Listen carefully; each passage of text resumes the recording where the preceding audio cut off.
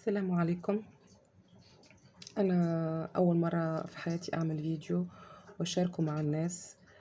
آم، طول عمري حياتي الخاصة، مشاكلي، كل شيء بحب إني أنا أحتفظ بيه مع نفسي. ما بحب إني أعرض حياتي الخاصة وتفاصيلها على العموم، ولكن هالمرة أنا محتاجة لكم كتير، وبطريقة أو بأخرى إذا وصلتوا صوتي للمسؤولين فحترفعوا عني ظلم كبير عايش معاي من سنوات. حياتي كلها أصلا في كابوس من سنين. أنا مواطنة تونسية، كنت عايشة في مملكة البحرين ما بين 2010 إلى 2014. في خلال هالسنوات أنا بالفعل حبيت مملكة البحرين واعتبرتها مثل بلدي وأكثر.